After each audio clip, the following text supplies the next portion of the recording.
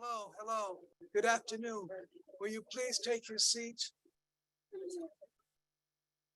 The program is officially started and we also live streaming the program right now.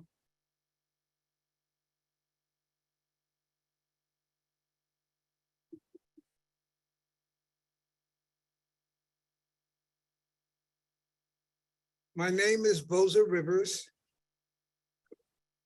And I wanted to be succinct as I give my introduction around what this afternoon represents. So good afternoon on behalf of my family, the New Heritage Theater Group, Impact Repertory Theater, the Harlem Arts Alliance, Jamal Joseph, and I. We are all thanking all of you for your attendance today under the shadow of an enormous loss and the passing of our beloved Lainie Cooke. We pause to reflect and consider the life and work of our beloved Lainie. From her career as a singer, her extraordinary work at Greenlight Films as a partner and vice president, along with Clarence Jones, Jamal, and I in the 1980s. Her commitment to all of our various nonprofit organizations over the past 30 years as our chief financial and operating officer, as well as a Harlemwood Records recording artist and associate producer. Today, we pause and reflect on Lainie's considerable life and work, the simplicity and sweetness of her character. She was lovable, kindly, and possessed great personal charm. We will keep Lainie's spirit deep in our hearts. Her loss will be deeply felt by a great many. At this time, I'd like my partner in crime, Jamal Joseph, to come up to say a few words.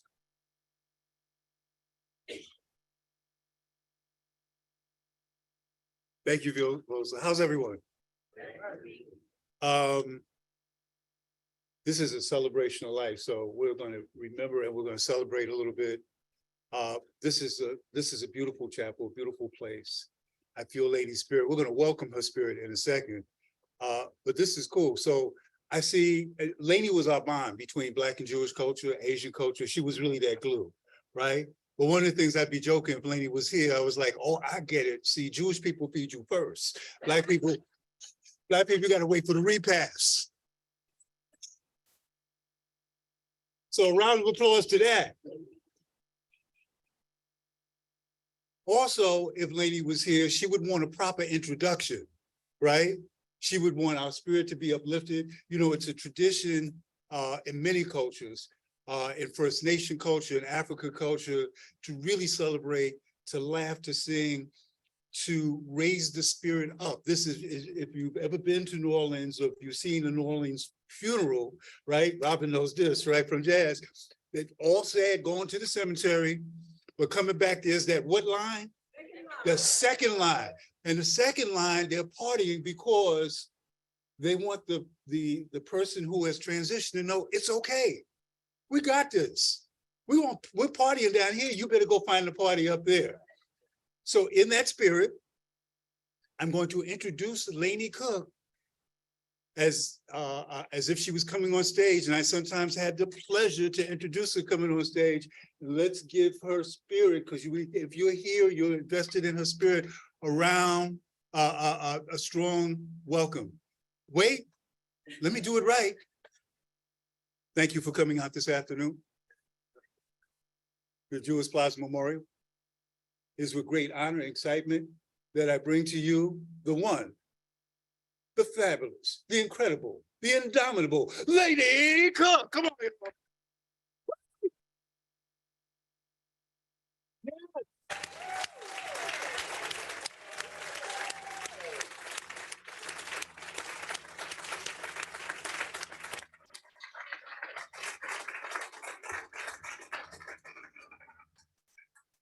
And with that, I'll have some remarks personal remarks a little bit later. But we have someone who's here to do libation and welcome. Joyce Adewale is here. Oh, I say, Joyce. In fact, I just heard you. Joyce is going to come and do some welcoming libation for us. I say, Joyce. Thank you. So much. Thank you. It's a little bit difficult to go after that, but I'll do my best. Good afternoon, everybody. My name is Joyce Adewumi. It is an honor. Sorry, I'm gonna take this off. Excuse the makeup. It's an honor to stand before you all this afternoon to celebrate the life of Miss Lainie Cooke. I offer my sincere condolences to the family and friends of our dear Lainie Cooke.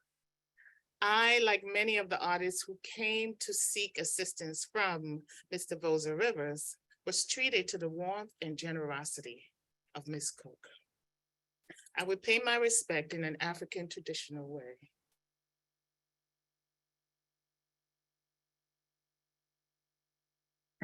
Aragbandao, Aragbandao,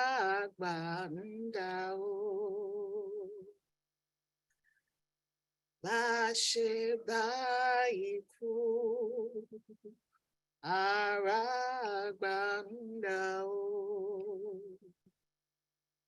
Where are the ancestors? That's what I just said.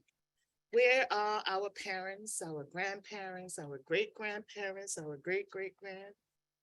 If the elders who have lived before us are no longer here, then what offense has Lainie committed by transitioning? None. Irukere ni eju, gbogbo aláwo. Irukere ni eju. Irukere ni eju, gbogbo aláwo. Irukere ni eju. Torí báwo bá kú kẹjú, irukere o. In African tradition, we say, wave the horse tail. Owl does not cry. Irukere ni awo nju. It is a horse tail that the owl waves to evoke peace. Let's wave the horse tail of peace. When a special person transitions, we don't cry. We wave the horse tail of peace, the horse tail of Alafia. Let Lainie go in peace and let peace come to us all. On the behalf of all of us here, I wave this Irukere of peace.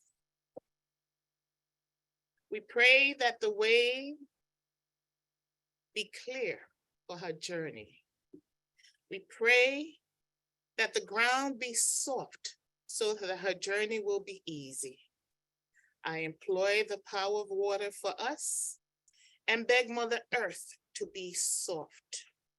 I call for all the blessings from the north, from the south, from the east, and from the west. Ella jege jege. Ella jege jege oh. Ella jege jege oh.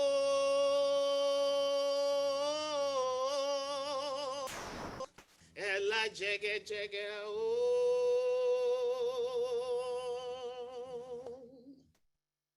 Ella jege jege dífá fún omi tútù. Omi tútù tí ń bọ̀ látọ̀run wá táyé ṣe. Kí la bá omi tútù tí ń ṣe? Ella jege jege. A bá omi tútù tí ń táyé ṣe. Ella jege jege divine for the cool water who has come to comfort the world. May Lainie's passage be cool for her and those she left behind. I pour this water to Mother Earth. May the ground be soft for her and not be difficult. Omi belo, omi belo, Omi bebo. Olokun karele. The water moves us back and forth. The weak body moves forward to take on a new body. It is the body that we're saying goodbye to and not the soul. The body is the only thing that is gone. The soul is transitioning so that life can continue. May Lainie's return not be too long. May she come back quickly to continue the work she left behind. Ashe. Lainie sang, "Here's to life." We say, "Here's to Lainie."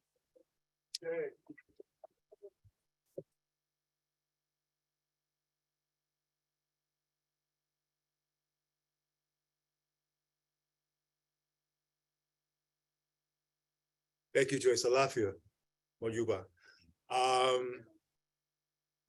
We are New Heritage, our family, part of a bigger village. You're going to hear from many, many members of the village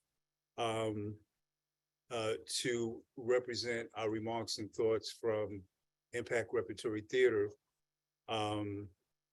Is someone who grew up in the program, now is in leadership of the program, is an amazing leader, artist, woman, and someone who dearly worked closely and dearly love Lainie Cooke, or as Impact affectionately called her, Aunt Lainie.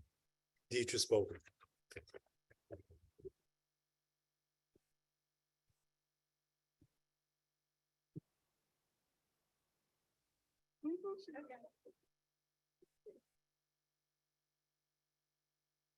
Good afternoon. So Lainie has been in my life for more than half of my life.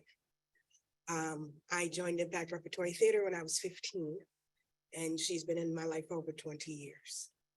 Lainie affectionately called herself my white mother, and she had every right to.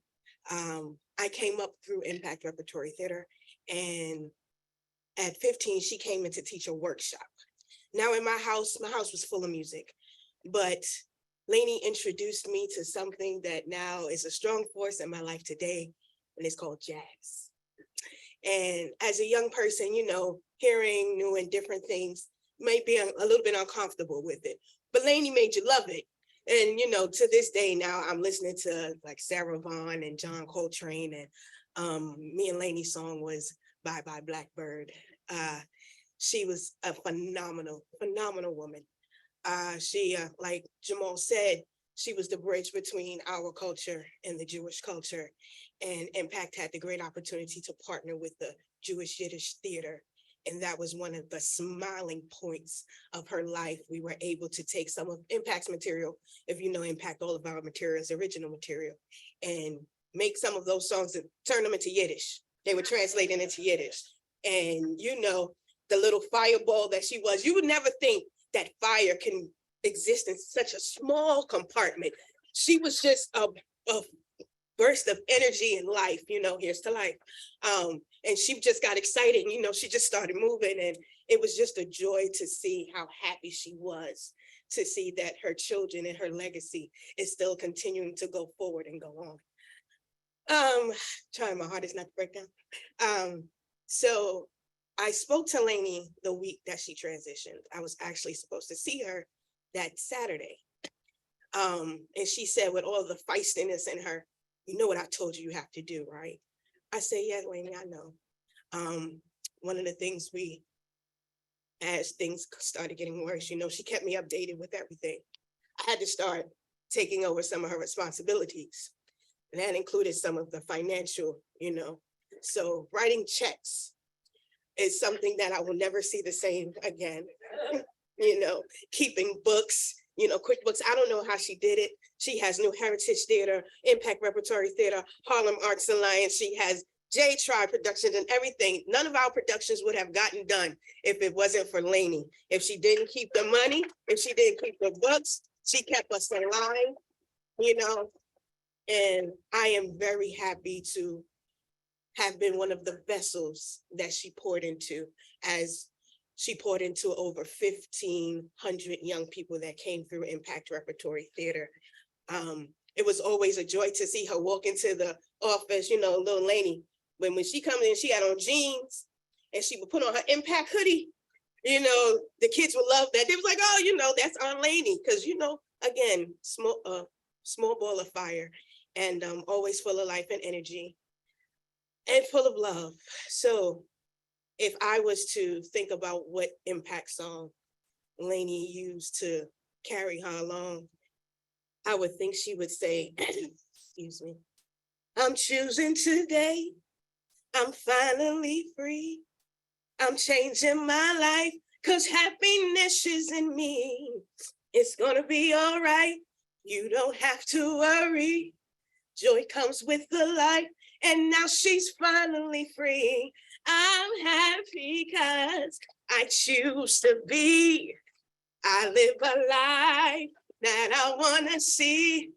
The past can't tell me who I'm gonna be. Choosing today to be happy. Lainie, I love you.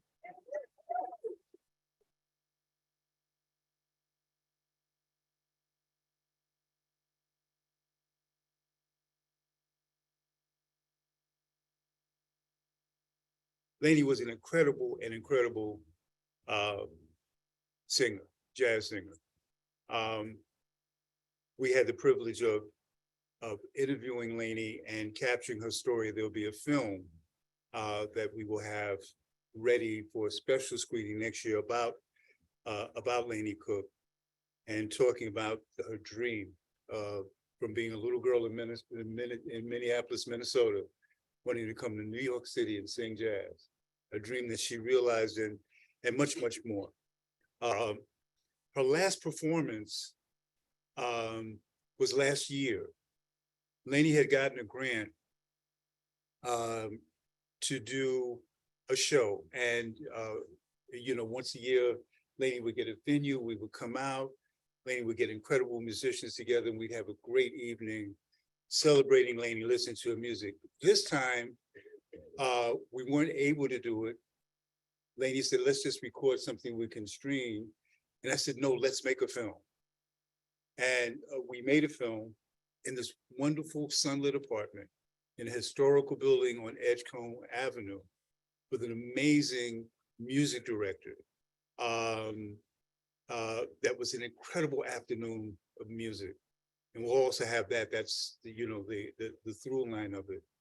But the person whose home it was and who was the music director who worked with Lainie is a brilliant musician, wonderful musical director, composer. I'd like to bring her up for a few remarks. Mickey Yanana.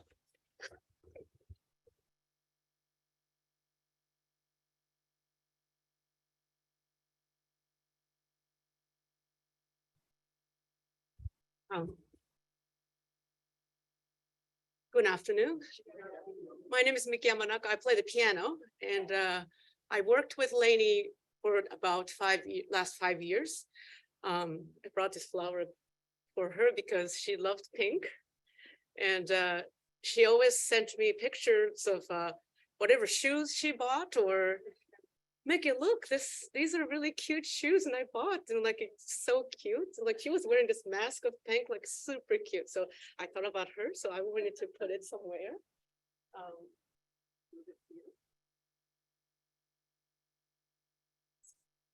Nice. Okay.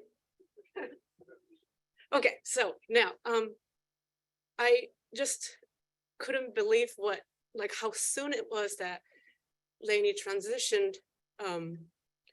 We actually talked a lot during lockdown because she was just stuck in an apartment. I was stuck in an apartment. Everybody was stuck in an apartment. So all we shared was the love of music. She was the best supporter, the best, I'm not joking, best supporter for jazz musicians. including me, and Ralph Peterson or whomever she's worked with, that she was the best supporter. She was playing my CD all day, and she calls me, "Hey, Mickey, how are you doing? I was just listening to your music, so I just thought about you, and I just called you." And that's such a wonderful thing to do, right? Then I've been doing the streaming thing because it's the age, whatever. Excuse me. And she was the best supporter. She always checks in with me. And then she just told me, you should check out this verse of this tune. And one of the best verses that she introduced me to was Autumn in New York's verse. And I'm obviously, English is not my first language. So like, it's hard to understand the lyrics, but she was always, like, break it down to like, those songs mean this way. You can just, understand the meaning of the song, even though you don't understand the full, poetic sense of the jazz lyrics, And then she always shared the love and the joy of the music with me. And I called her my New York mom as well. Like, that's so beautiful to know that she was such a mom figure for a lot of us. And I'm so thankful to see all of your face. I don't know most of you, but I really thank Lainie for connecting us and then bringing the joy of music, and then, bringing me here too. Like, thanks, Lainie. And I miss playing with you. I'm sorry. We wrote a song together. That was her only one composition that she wrote. That's called Early Morning Blues. And she didn't know anything about musical notations or anything, but she was like, I wrote this song, and can you put some harmony onto it? And I was like, I'm totally into it. Let me hear it. And she sang it for me. And I just immediately, okay, I got it. Sing it again. And we just workshopped the tune at her Upper West Side apartment, played together with the dusty keyboard that she never plays, but she was like, I keep this for Mickey, because I come over sometimes to play with her. So I just sincerely hope that she's singing her heart out up there or anywhere she's at with all the masters that she admired and played with. So thanks, Lainie, for all the music and love. Thank you.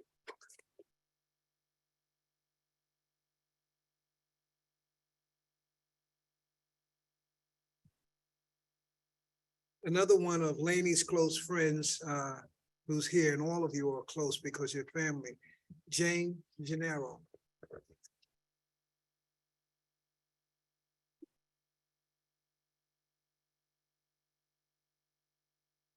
Jill, take a seat. I said I'd save a seat for Jill. Oh, God. Wow. Well, how happy we are joined together in love of Lainie. For my birthday 10 years ago, maybe 100 years ago, maybe 2 years ago, maybe yesterday, I don't know.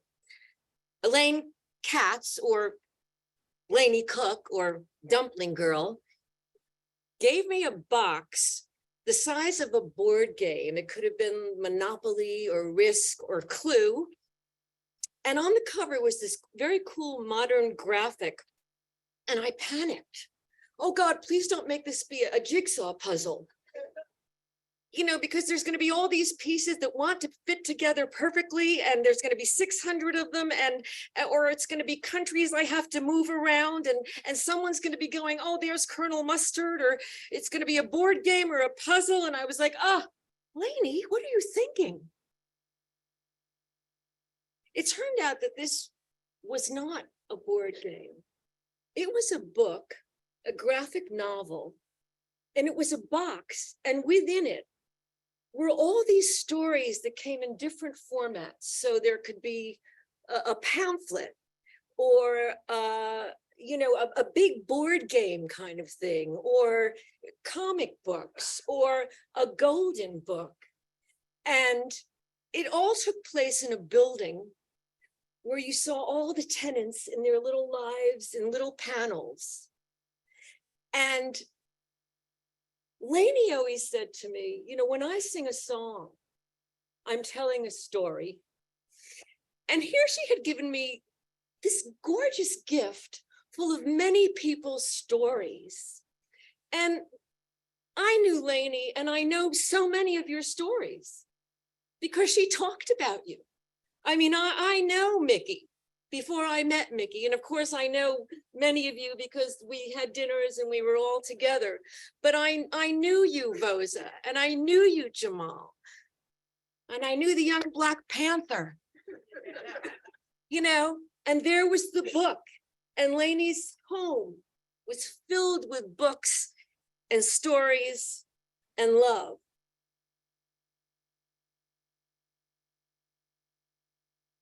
Lainie knew me very well.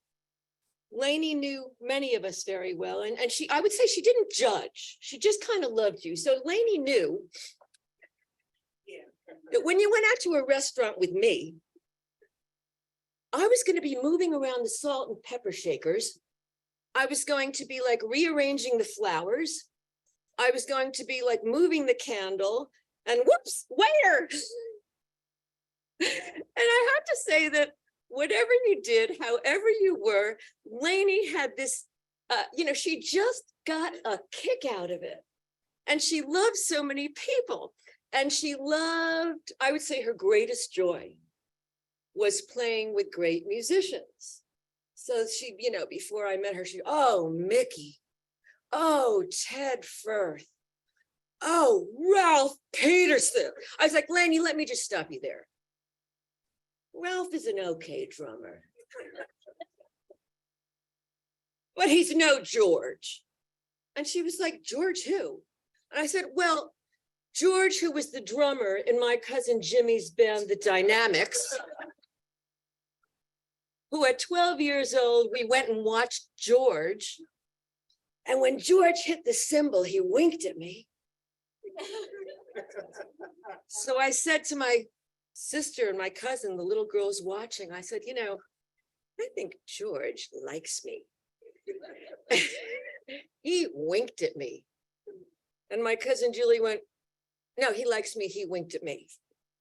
And my sister Ellen goes, no, he likes me, he winked at me. And then my cousin Jimmy goes, George has a tick. He winks at everybody. I told that story to Lainie. I can still hear her howling. I want to just leave you with, she gave me so many gifts, and I'm gonna find this last page. Yeah, one of the last things she gave me, and so many things, a blank book. I remember her giving me a blank book. Janie, I'm not a writer. You're a writer. You'll use this. But as Mickey said, she did write a song, and it was called the blues song. And there was a line in it. I wake up and all there is air. And I was like, Lainie, that is so existential. And she's like, Janie, no. Not really. It was one of Lainie's songs about love, lost love, longing for love, waking up and going through her morning in her beautiful apartment. This last thing I want to read to you is something that she sent to me that I absolutely love. And I know many of you in this room as artists will love this too. It's a small excerpt from Time in the River by Thomas Wolfe. At that instant, he saw in one blaze of light an image of unutterable conviction, the reason why the artist works and lives and has his being, the reward he seeks, the only reward he really cares about, without which there is nothing.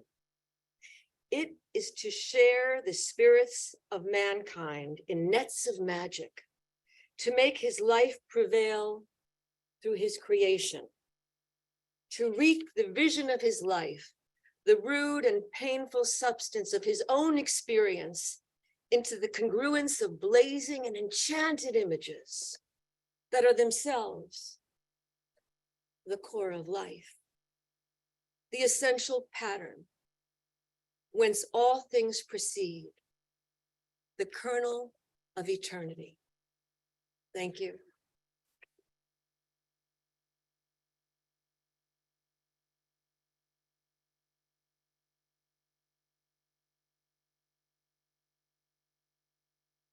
If you've seen the film The Woman King, if you haven't seen it, please see it. It was directed by a dear friend of ours, Gina Prince Bythewood. And it's an amazing look at the kingdom of Dahomey, and the Viola Davis plays the general of the women warriors. But John Boyega does an amazing job as the king, right? Who was kind of brought all elements together, wise enough to listen, just to do all that. And there were many kind of different nations under that. If you go deeper into the Dahomey Empire, and taking care of all those different aspects. And so when I said earlier that we are part of a village, we're part of a village of Harlem, we're part of a village of organizations that encompass, New Heritage and many organizations and movements.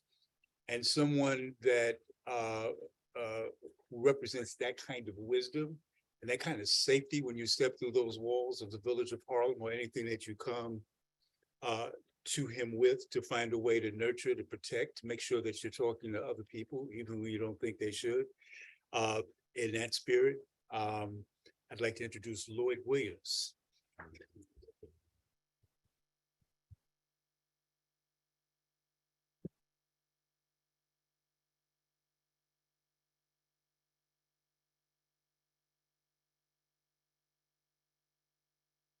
You know, when you, Vosa Rivers and I have been together for over 60 years. He got me kicked out of the Cub Scouts when we were at St. Martin's Church. I'll save that story for another day. What is the point?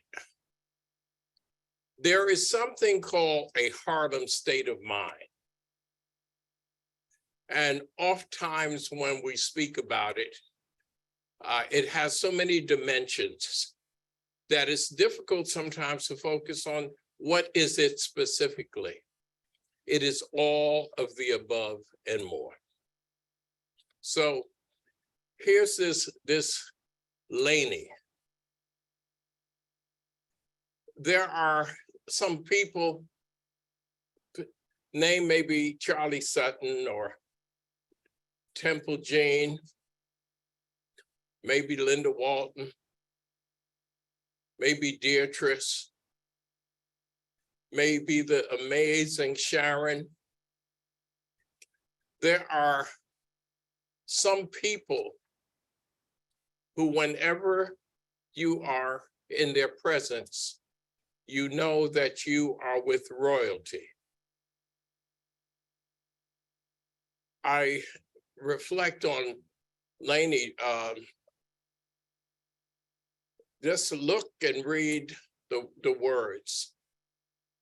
Hartford, Connecticut, Minneapolis, Minnesota, Los Angeles, Jamaica. Now, you know she gotta be crazy to be on a 38-acre chicken farm in Jamaica.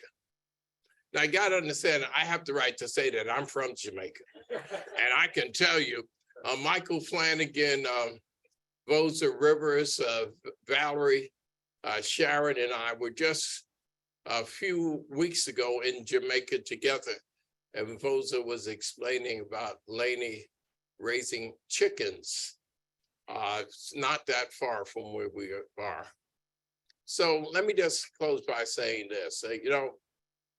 I always want to figure out what this is all about. If we think about all of the things that each and every one of us in this sacred hall could be doing at this moment, all of the places we could be, all of the options that we had, all of the various things pulling us left, right, up, down, somehow we're all here together. Now that means something. And here's the point I want to mention, so you understand. Everyone in this hall will never, ever be together again. Everyone here will never, ever be together again. This one is going that way. That one is going this way. This one has passed away. That one is sick. We're never, ever going to be sharing this space again with each other. So it means that God gave us a purpose for coming here. And what we need to do is recognize what I oftentimes like to say, the most important person in the room. The person with the mic? No, not at all. The most important person here is the person in back of you, in front of you, to the left of you, to the right of you. I need you all to hold the hand of someone that you did not come in this room together with. Someone that you did not come in this room together with. And the reason for that is Lainie would want you to do that. Lainie would expect that of you. And so there is this magic village called Harlem. Many of us don't understand what it is. But Jamal, Boza, Beatrice, Linda, so many of us are working right now on saluting 125 years of Harlem's history. It's the 125th anniversary of our chamber. And what we are learning about the Jewish influence, the Greek influence, the Irish influence, the Asian influence, the Cuban influence. What we are learning about all of that tells us why we're all here today and why we're all here together. And so Lainie was a general. And, I mean, is that true? Yeah. Okay. She's like, you know, we have generals like Renee. Renee is a general, right? And when the general shows up and she tells you what to do, all you say is yes. Yes, Lainie. So Lainie, yes, thank you so much. Love you.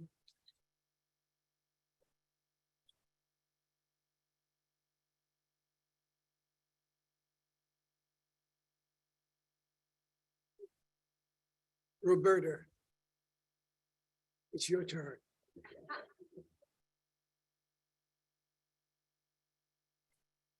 So my name's Roberta Reardon, and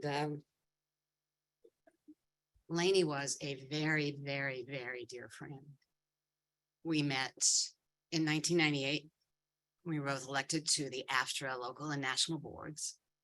And I knew her first as a union activist and as a voiceover artist. But she was a force of nature. She's obviously the glue that held everybody in this room together. We went to a plenary in Los Angeles not long after we were elected, and I got, they rolled the dice. You get a good room, a bad room. I got a great room. So I said to Lainie, come up, see my room. It's really great. So she came up to my hotel room and hopped on the bed and looked at me and she said, we're going to be friends for a long time. You better start telling me who you are. She was right. And that was the beginning. She never held back. She was a singer. She was an artist. She was an activist. She was an insider.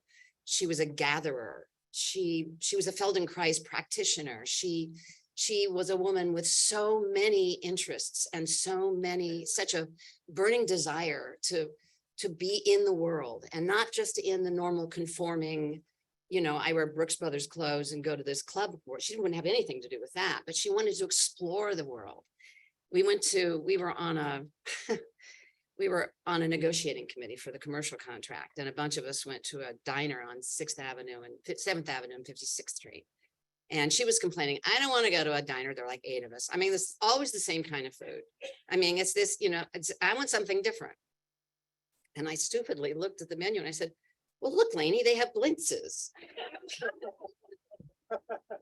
And she started yelling at me. I'm Jewish, that's not new. I said, I'm from Indiana. I never had a blintz in my life till I came here. But that was the kind of friend she was. I used to sit, when I first got into the union, I used to sit in the board and sit next to her and sort of talk to her during the board meeting. And she finally said, Roberta, put it in the room, go to the microphone and say it to the room.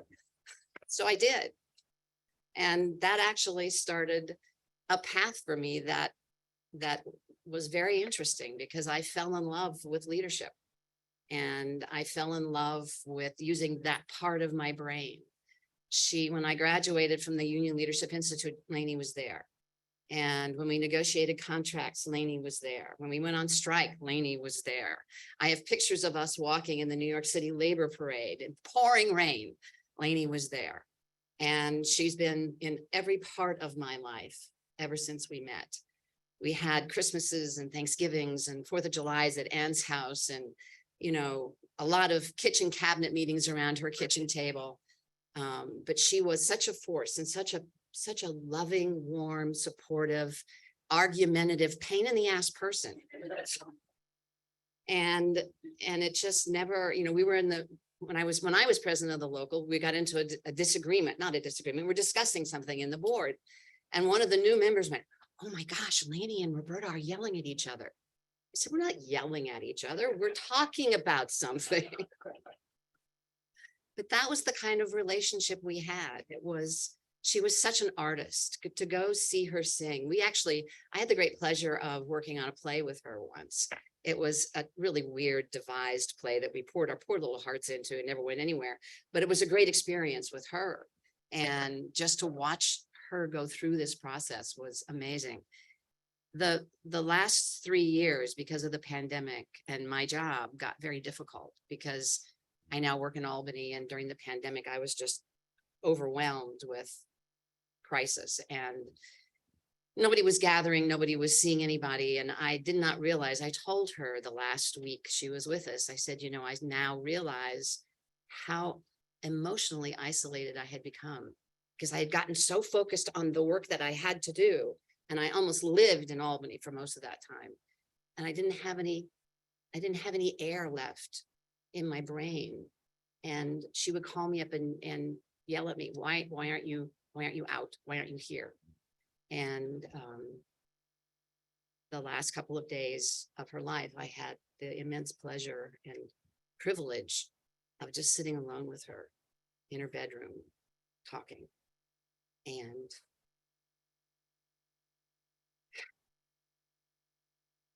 I told Rosa this, the hardest thing is when stuff like this happens in my life, I want to pick up the phone and call her, say, you'll never believe what just happened. And I can't do that. So I'll be calling her a lot.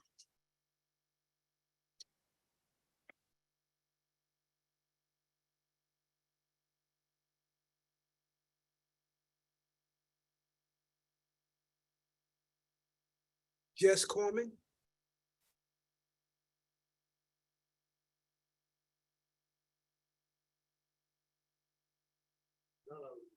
That's okay.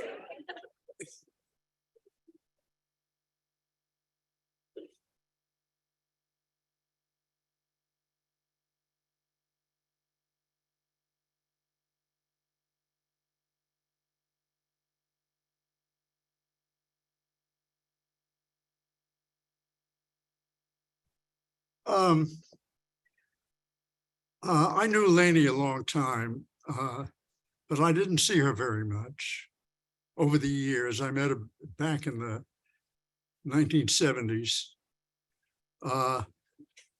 But I talked to her all the time, and now and then would see her, and we'd make music together. We'd sing. I'd play the piano with her. I'd sing with her. My sense of Lainie is somebody who was always cheerful. I mean, I guess from some of the things we've heard, she could be, you know, she could be tough and a general or whatever you want to call it. But I don't know when all the times I had dealings with her, she was the most cheerful Midwestern character I'd ever met. Everything was positive and full of laughs. And I would have to say to her sometimes when I was with the Lainie, cheer down. Well, yeah, I can't take it. I'm a New Yorker.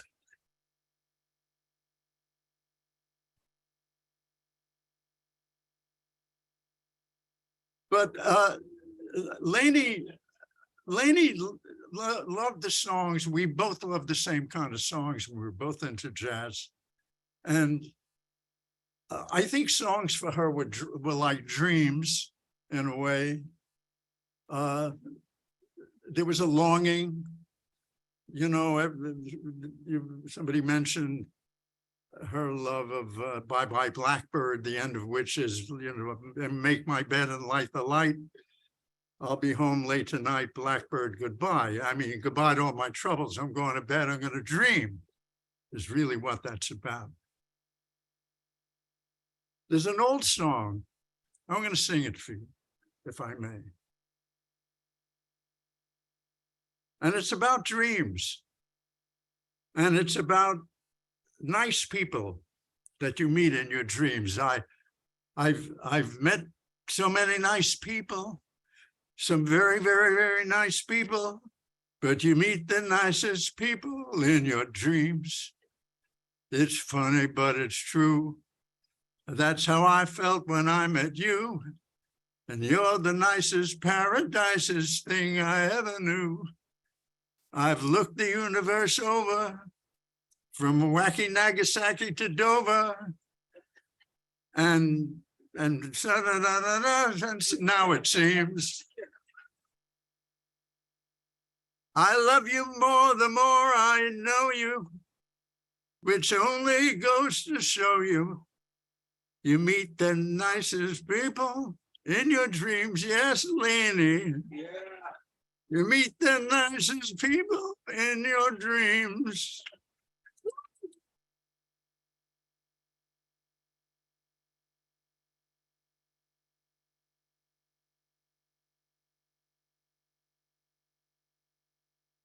We're moving right along. Ann Curry, Gary.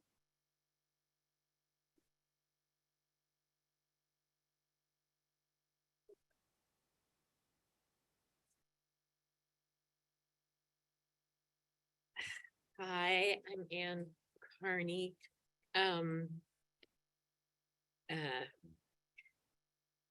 Unlike many of you, I'm a terrible speaker.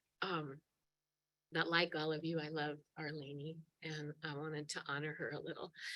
So I'm going to let Mary Oliver speak and read a poem called When Death Comes.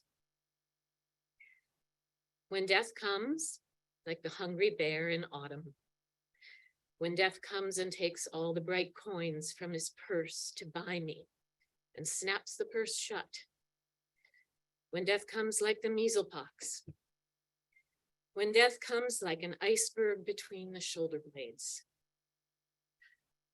I want to step through the door full of curiosity, wondering, what is it going to be like? That cottage of darkness. And therefore, I look upon everything as a brotherhood and a sisterhood. And I look upon time as no more than an idea. And I consider eternity as another possibility. And I think of each life as a flower, as common as a field daisy and as singular. And each name, a comfortable music in the mouth, tending, as all music does, towards silence. And each body, a lion of courage and something precious to the earth. When it's over, I want to say, all my life, I was a bride married to amazement. I was the bridegroom taking the world into my arms. When it's over, I don't want to wonder if I have made of my life something particular and real. I don't want to find myself sighing and frightened or full of argument. I don't want to end up simply having visited this world. Our Lainie certainly did not just visit this world. Thanks.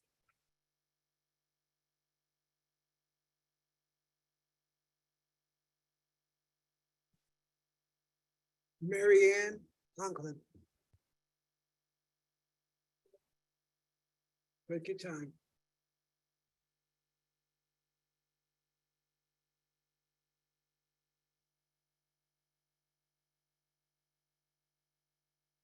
Hello, everybody.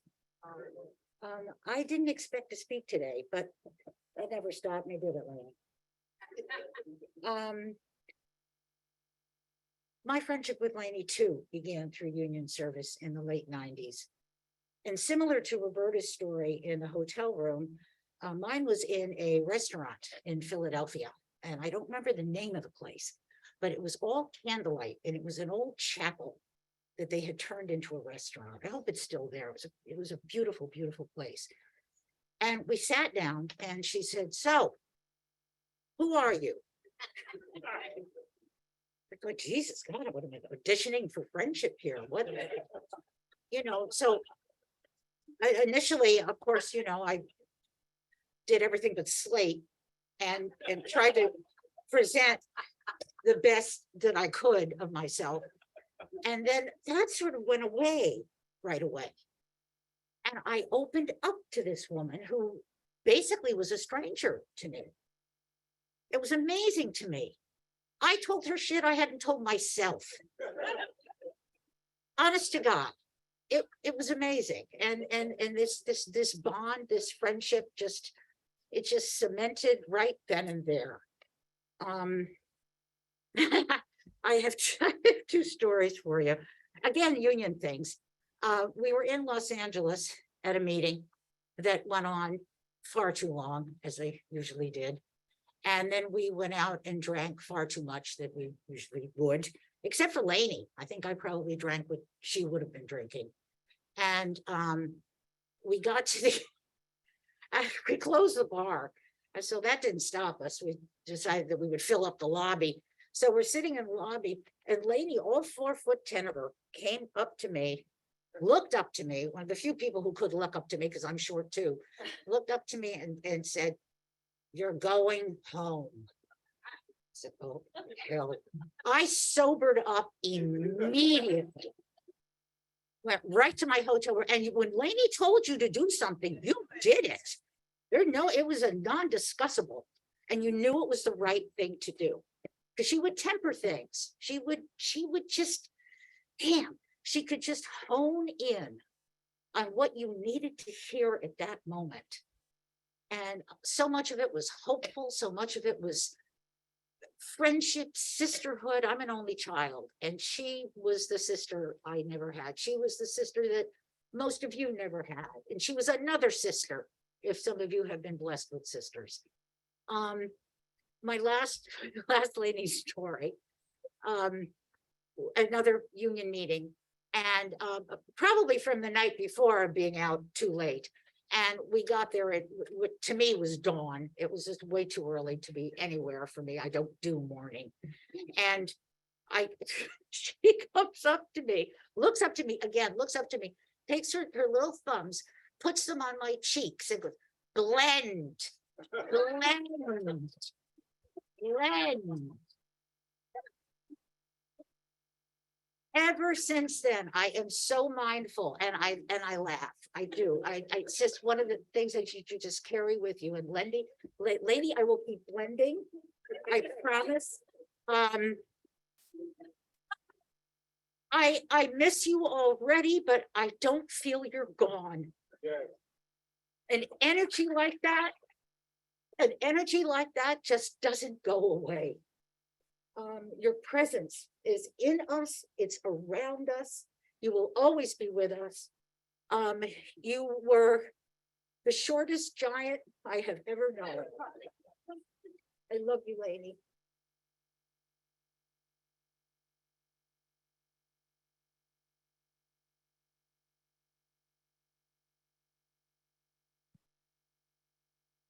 Are you all liking the show so far?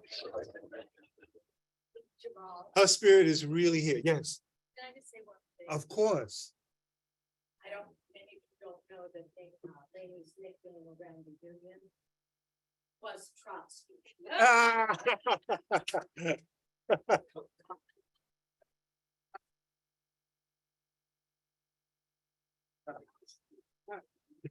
I've got to recover from that one. That's it.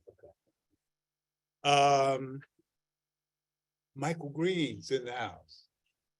Please come up, Michael. Writer, producer, actor extraordinary.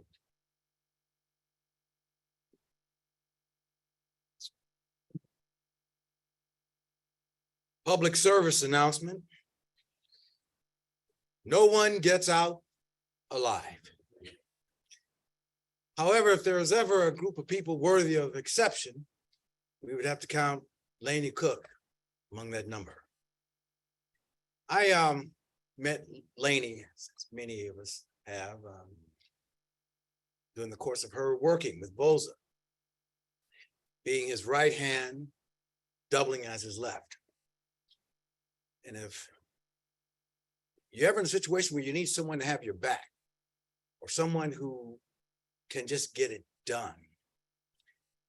And so I saw Lainie as this person who was just so super efficient and friendly that I thought that was all she did. And then later on, I heard that she was sort of singing on the side.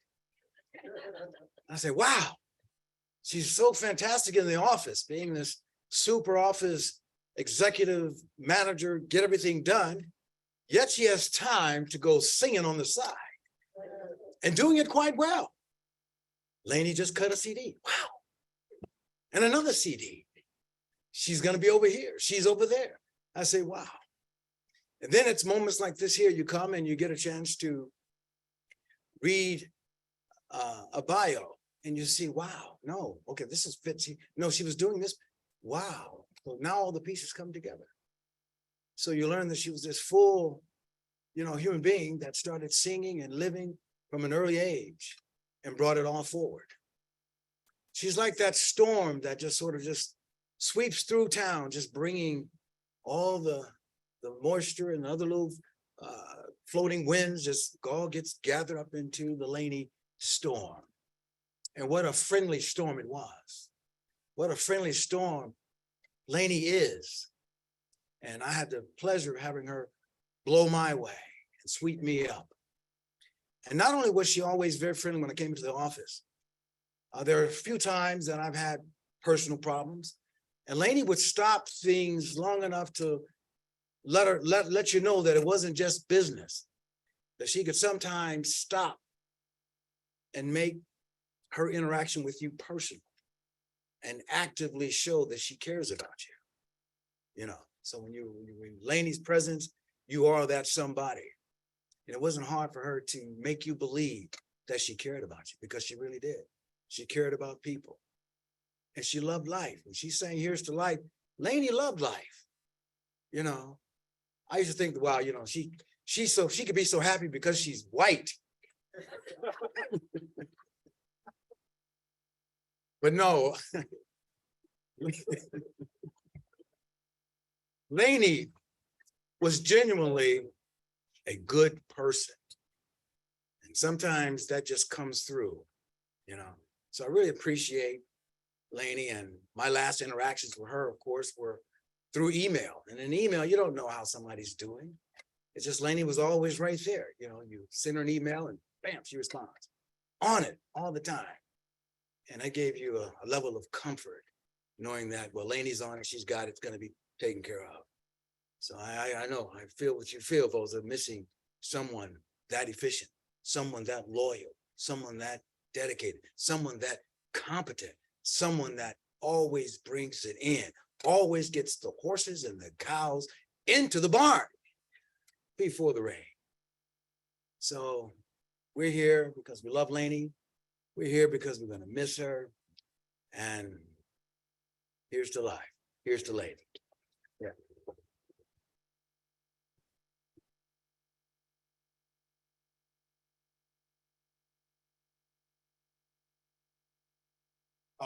Forgive me for not having the last name of this person, but it's Donna in the house. Donna, please. Oh, Donna, I remember you, and I'm sorry for not having you, but you were properly introduced and explain who, your connection with Lainie. Thank you. Do you know how sometimes the universe puts somebody in your path that you're supposed to know? That's how I feel about Lainie. It was the late 80s. I think it was the late 80s. We weren't keeping a lot of track of time in those days, but we met through a friend of hers, David Fee. And I was a friend of David's, and we were somewhere together, and thus we met. And we started to enjoy each other's company. But you know how New York can kind of overwhelm you, and you're busy doing whatever it is that you're doing. At that time, I was working with my friend, who's my sister, Virginia DeBerry, who could not be here today. And we were working on a writing career together. So, we kind of had our nose to the grindstones a little and whatever. And then in the early 90s, David passed. And so we were there for the funeral, all of us together. And then several years went by that I didn't see Lainie. And then the universe was like, all right, I gave you a chance to hook up this first time, but you didn't get it. So we're going to try this again. So I was in Fairway on Broadway one afternoon, not a place I usually am because I live in Brooklyn, but I stopped off to pick up something. And I'm there in the apples and the oranges, and I hear this voice behind me, Donna? And it was Lainie. So this time I got it. And we stayed in touch from that point on. And,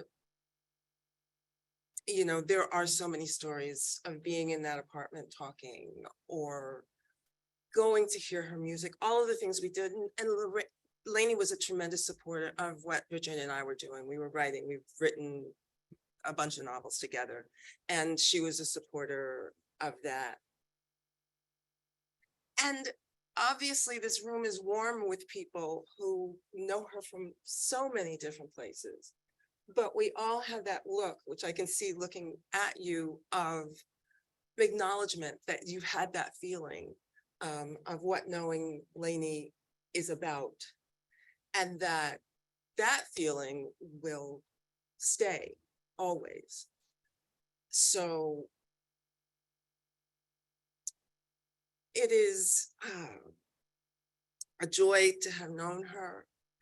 And the thing that I think that I'll remember most, not most, but certainly that'll be in my head.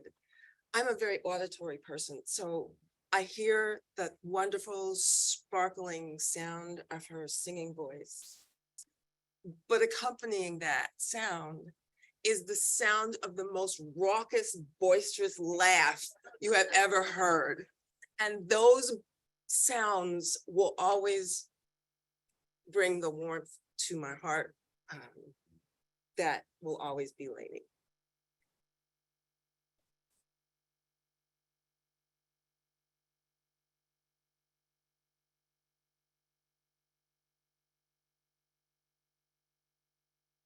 Is Eileen in the house?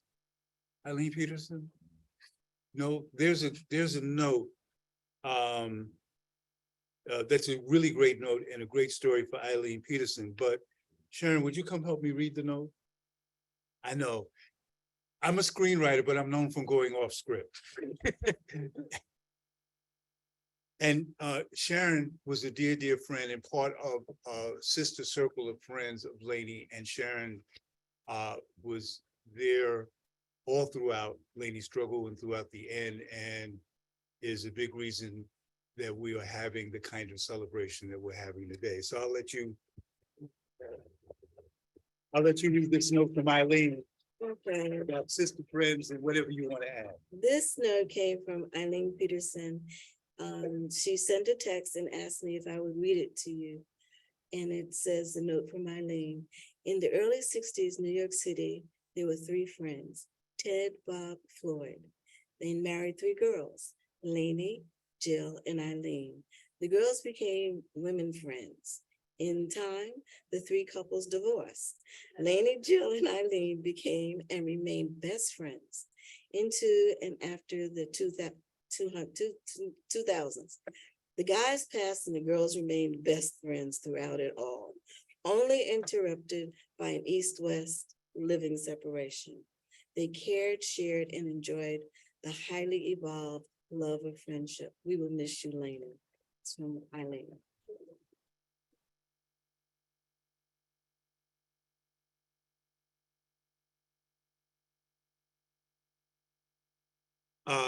Craig Morris.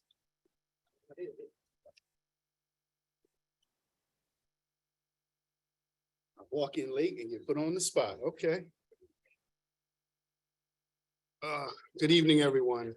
I have the distinct pleasure of sharing some words to you all tonight from my mother, Ms. Sharon Morris, who was just up here. She's a little too emotional, if you would, to share these words, so she asked me to do so. Dear Lainie, my Lainie Baney, my bestie, my sister.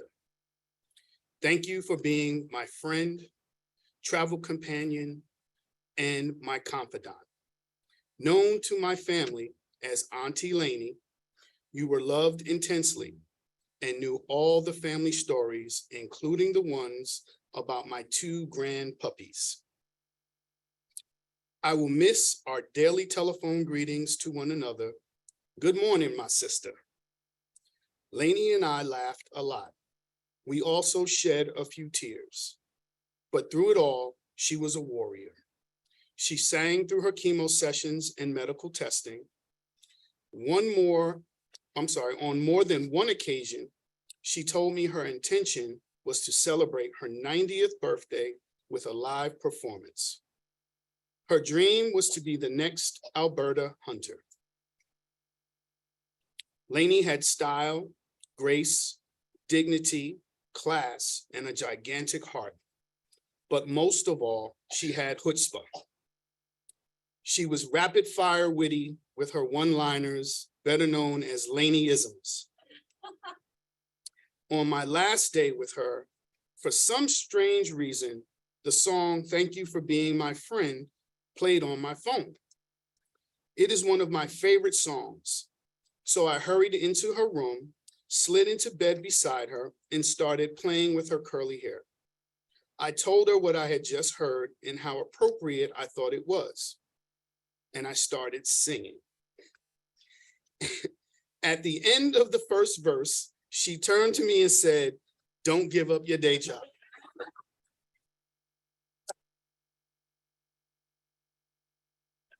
I could imagine her saying that too, yes. She smiled and I laughed out loud. Thank you for entrusting me with your affairs. It was an honor and a privilege. Friends are the gift we choose for ourselves, and we chose each other. All my love, Sharon.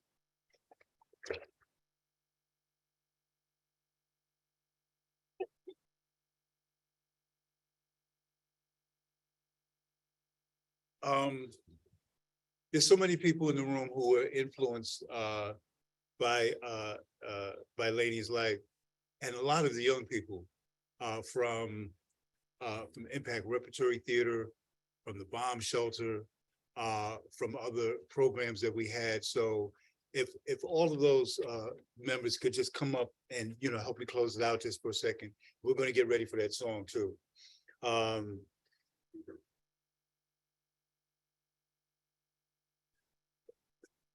Lainie and I, our nicknames for each other was Brother Joseph and Sister Cooke. This is literally how we always greeted each other and thought about each other for more than 3 decades.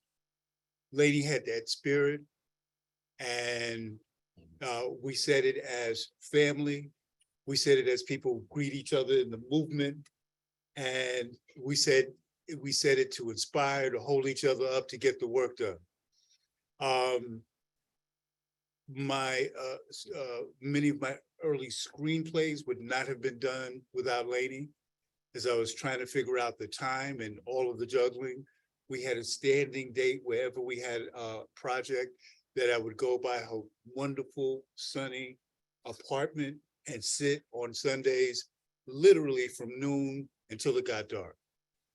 My books, Tupac Legacy and Panther Baby, literally written in that apartment. I would write during the week where I could, when I could, but those Sundays were a standing date to get it done. When you see her name as a producer on the close to 50 films and documentaries that New Heritage Films have done, it wasn't just a thank you credit because you're Lainie Cooke, it's because she was that glue that pulled all of that together and made sure all of the moving parts that we have within New Heritage knew what each other was doing, and also all of the moving parts. Remember I talked about that vision, that village, that we were in sync with the Greater Harlem Chamber of Commerce and Lloyd, so that all of those parts were working together.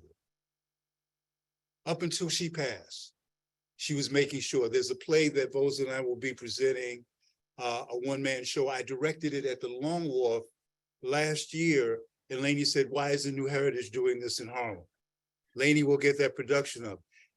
And up until she passed, she was concerned about transition and everything that was going on, and called the meeting. She called the meeting for Vosa and I and her to talk. Sound familiar, Lord? For Vosa and her and I to talk. But I knew something was wrong when that meeting got canceled. She was in the hospital and she came home and she transitioned very quickly. We're glad for that the suffering didn't continue. We're also glad that so much of her energy, her spirit, her humor, her toughness, all the lessons that we can learn by being blessed with a friend like that is in this room. And our job is to carry that forward. For our young people, our job is to live that and to pass it on. And for the older teenagers in the house, it's to tell those stories. Even when you think someone is not listening, tell those stories because it resonates, because it makes a difference. You'll find yourself doing that quote and that remembrance of a story. That young person will come and says, I had the privilege of having a job when I first came out of prison, working with young people who were on probation in a theater program that was going to be part of a bigger program to get them college ready. To get their high school diplomas, to get their resumes together. And when I got there, I had my curriculum plan, and it became clear within 15 minutes, throw my curriculum out the window. Because these young men, these Black and Latino men were talking about who they had beef with, who they were going to get, they're going to get the guy and who they're going to get. So I would improvise. And whatever was going on is what I would do. And it's the one thing that when that program came to the end, I was like, I didn't pull it off. It wasn't the results that we had with Impact in producing leaders and leaders who are, young people leaders, and all of these young people who are now leading themselves. But about 20 years later, I ran into this young man on the street with my son, and he stopped me and he said, Mr. Joseph, you don't remember me. I was one of those knuckleheads in that program. And, I defaulted to, no, you were a knucklehead. Mr. Joseph, stop. I was a straight up knucklehead. He said, but each week you would come and you would say something positive. I wasn't trying to hear it. And this is the elders why I'm telling you, you got to pass these stories on. He said, but 2 years later, it kicked in. He said, and I'm a social worker now. I'm a college grad, I'm a husband, I'm a father. Thank you. So the stories, the interactions, the things that we learned from Lainie, whether we knew her as Aunt Lainie or Sister Cooke or however we knew her, or Trotsky, she lives as long as those stories live and as long as our memories live. And so what I'd like to do is give people a moment while we're queuing up these songs, You can look at the eulogy or you can look at it afterwards. The family wants to, the family of Lainie Cooke wishes to express their sincere appreciation and thanks for all the acts of kindness extended to them during this difficult time. And then we'd like to play that song that Mickey talked about, Early Morning Blues. Oh, yes. And we wanted just to make sure that to please tell people to make sure they take the CDs and sign the book, you know, at the end of the program. And so this is a song that Lainie wrote. Lainie took a songwriting class, and for all of the great music that Lainie made, Lainie was not just a great singer, she was a song stylist. See, there's a difference. There's people who can sing, but there's people that can style a song, make you feel a song, interpret the song, make it yours because it's truly theirs. But this was a song that Lainie wrote and that Mickey did the arrangement to. And the title of it is Early Morning Blues, because Michael, Lainie wants us to know white people get the blues too. We love you, Lainie, and let's play her song.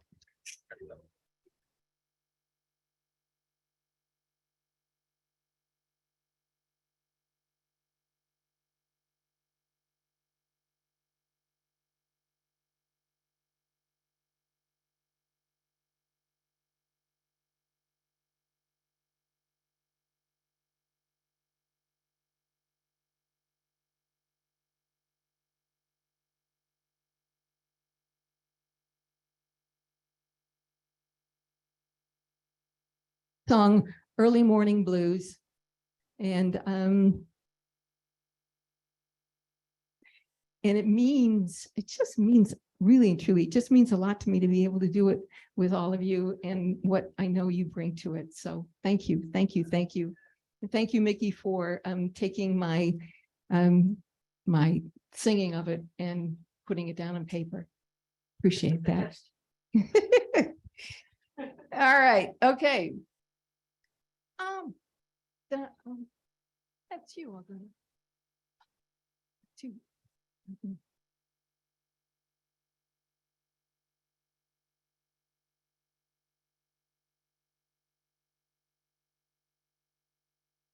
Long nights of longing, early morning blues.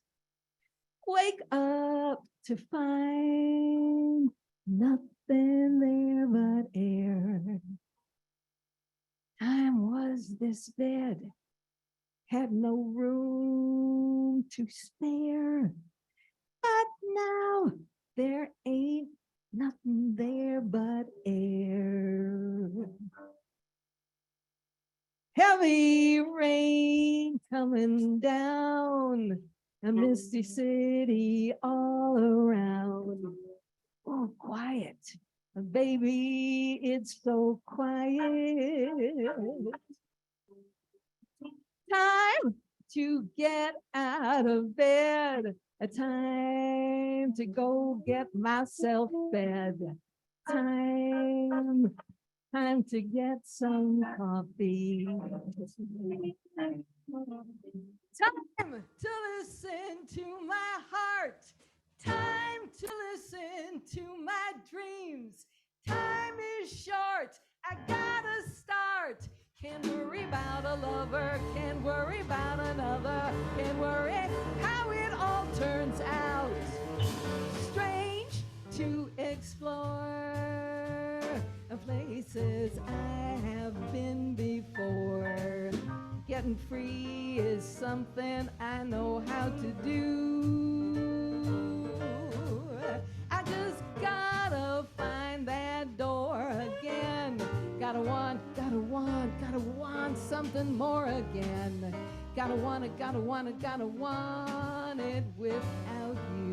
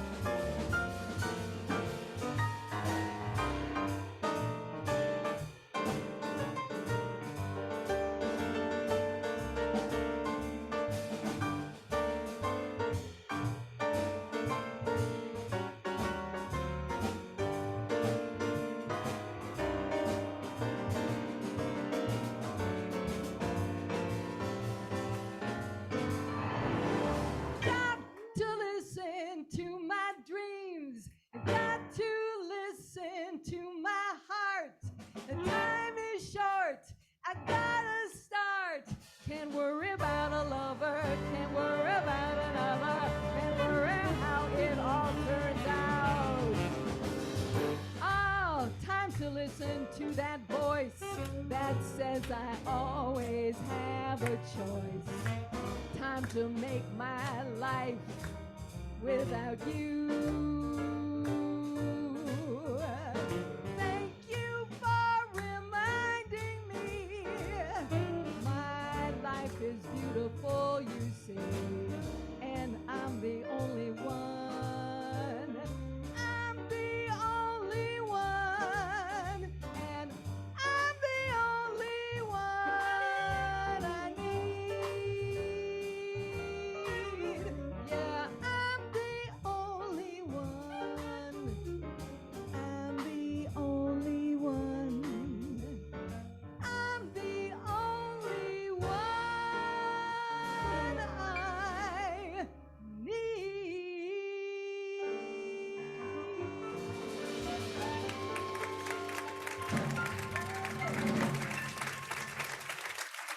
Ladies and gentlemen, thank you for coming out to Club Jewels Plaza Memorial. That was an incredible Lady Cooke. Mickey, where are you? Mickey, stand up. Let's give Lady a big round of applause. Lady Cooke, y'all. In our spirits and in the house forever. Special thanks to Luther for the video, for the graphics, for everybody who made this possible. Please make sure that we have your contact information. There's going to be a musical tribute to Lainie next year, as well as a screening of the film. We thank you all so much. I end with this. Lainie knew this was coming, but every time I said it, but she would laugh anyway. And I would say, Lady, do you know why angels have wings? And she would say, why, Jamal? And I would say, because they take themselves lightly. Y'all have a blessed day.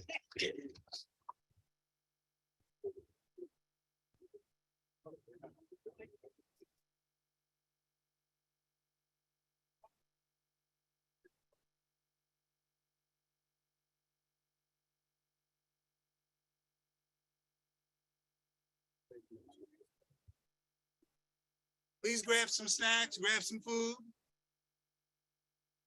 Watch the video. And thank you again for the,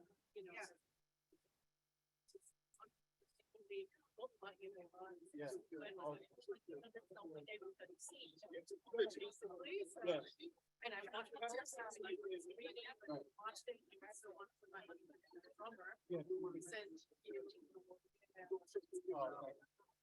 Yeah, yeah, for sure. What? Yes. Around the film and also. Yeah.